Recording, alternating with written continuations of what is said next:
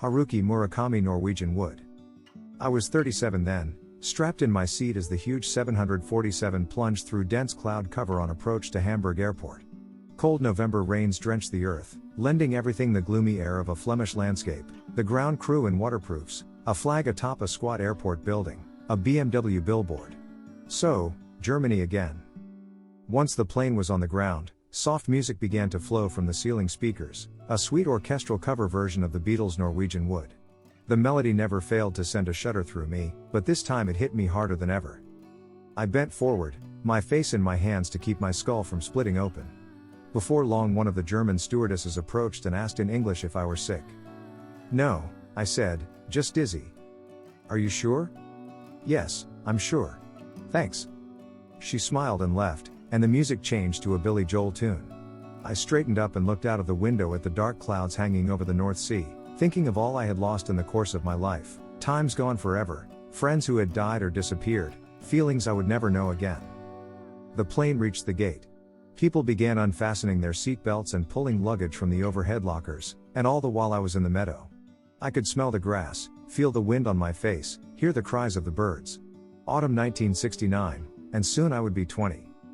The stewardess came to check on me again. This time she sat next to me and asked if I was all right. "I'm fine, thanks," I said with a smile.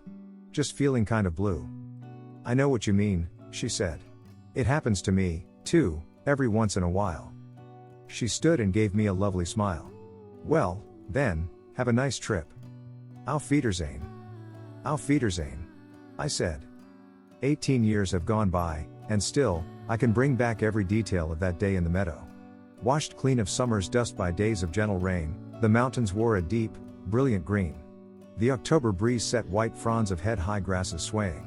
One long streak of cloud hung pasted across a dome of frozen blue. It almost hurt to look at that far-off sky. A puff of wind swept across the meadow and through her hair before it slipped into the woods to rustle branches and send back snatches of distant barking, a hazy sound that seemed to reach us from the doorway to another world. We heard no other sounds. We met no other people. We saw only two bright red birds leap startled from the center of the meadow and dart into the woods. As we ambled along, Naoko spoke to me of Wells. Memory is a funny thing. When I was in the scene I hardly paid it any attention. I never stopped to think of it as something that would make a lasting impression, certainly never imagined that 18 years later I would recall it in such detail. I didn't give a damn about the scenery that day. I was thinking about myself. I was thinking about the beautiful girl walking next to me. I was thinking about the two of us together, and then about myself again. I was at that age, that time of life when every sight, every feeling, every thought came back, like a boomerang, to me. And worse, I was in love.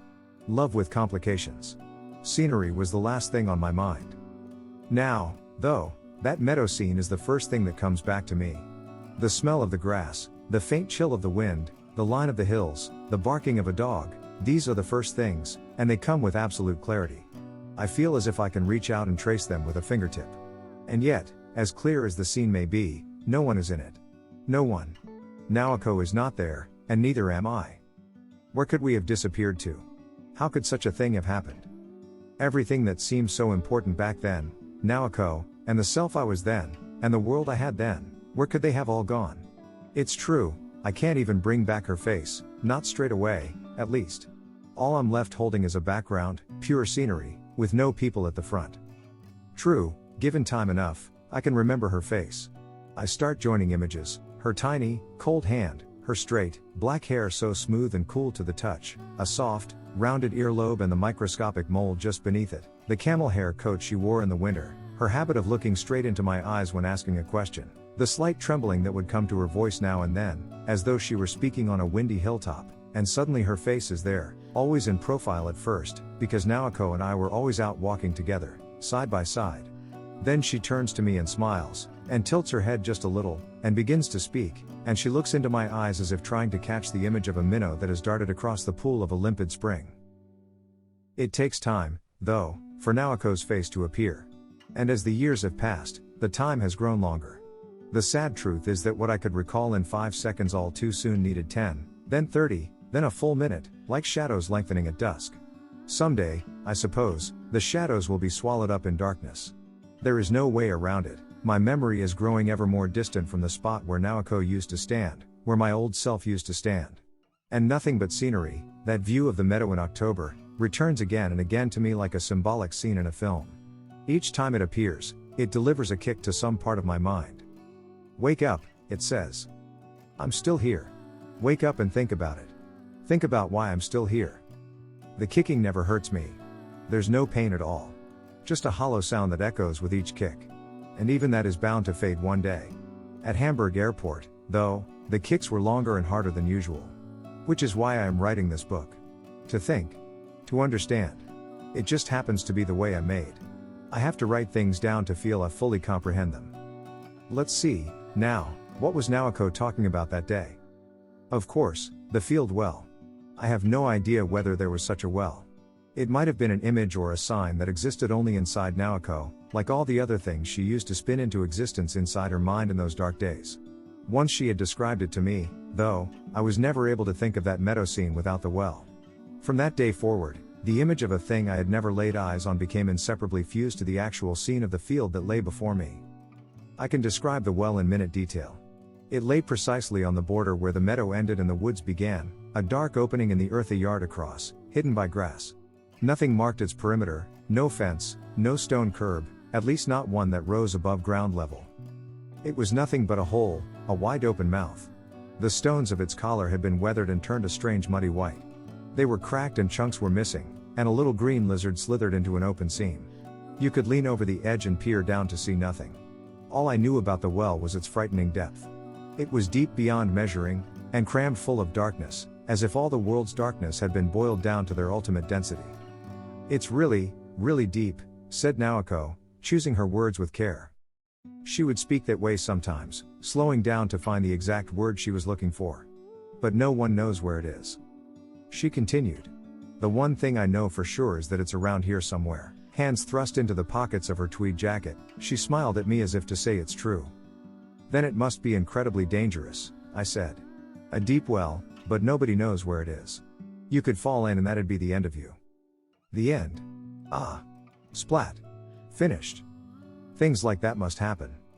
They do, every once in a while. Maybe once in 2 or 3 years. Somebody disappears all of a sudden, and they just can't find him. So then the people around here say, oh, he fell in the field well. Not a nice way to die, I said. No, it's a terrible way to die, said Naoko, brushing a cluster of grass seed from her jacket. The best thing would be to break your neck, but you'd probably just break your leg and then you couldn't do a thing.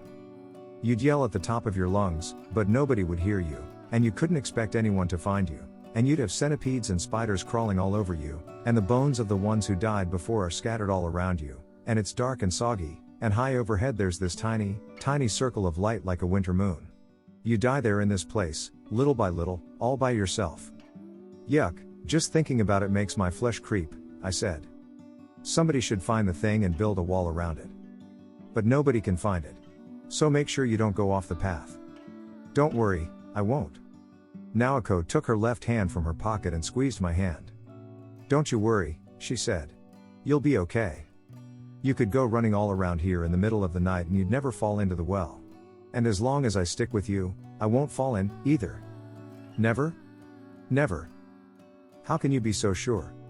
I just know, she said, increasing her grip on my hand and walking along in silence. I know these things. I'm always right.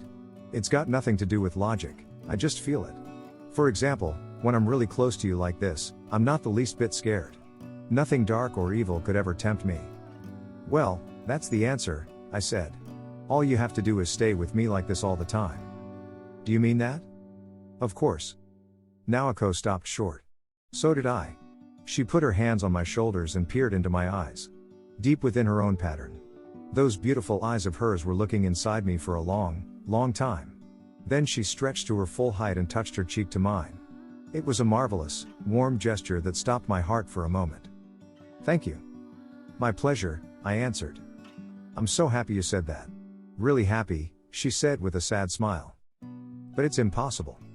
Impossible? Why? It would be wrong. It would be terrible. Naoko clamped her mouth shut and started walking again. I could tell that all kinds of thoughts were whirling around in her head, so rather than intrude on them I kept silent and walked by her side. It would be wrong for you, wrong for me, she said after a long pause. Wrong how? I murmured. Don't you see? It's just not possible for one person to watch over another person forever and ever. I mean, suppose we got married. You'd have to work during the day. Who's going to watch over me while you're away? Or if you go on a business trip, who's going to watch over me then? Can I be glued to you every minute of our lives? What kind of equality would there be in that? What kind of relationship would that be? Sooner or later you'd get sick of me. You'd wonder what you were doing with your life, why you were spending all your time babysitting this woman. I couldn't stand that. It wouldn't solve any of my problems. But your problems are not going to continue for the rest of your life, I said, touching her back. They'll end eventually. And when they do, we'll stop and think about how to go on from there. Maybe you will have to help me. We're not running our lives according to some account book. If you need me, use me. Don't you see? Why do you have to be so rigid? Relax, let down your guard. You're all tensed up so you always expect the worst. Relax your body, and the rest of you will lighten up. How can you say that? She asked in a voice drained of feeling. Naoko's voice alerted me to the possibility that I had said something I shouldn't have.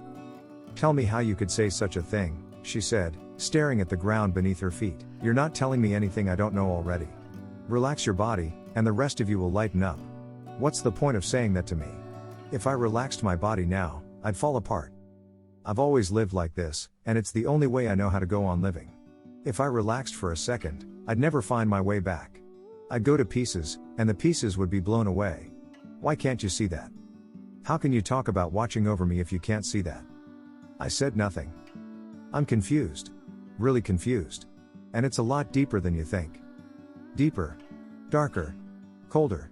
But tell me something. How could you have slept with me that time? How could you have done such a thing? Why didn't you just leave me alone? Now we were walking through the frightful silence of a pine forest. The desiccated corpses of cicadas that had died at the end of summer littered the surface of the path, crunching beneath our shoes. As if searching for something we'd lost, Naoko and I continued slowly along the path. I'm sorry, she said, taking my arm and shaking her head. I didn't mean to hurt you. Try not to let what I said bother you. Really, I'm sorry. I was just angry at myself. I suppose I don't really understand you yet, I said. I'm not all that smart.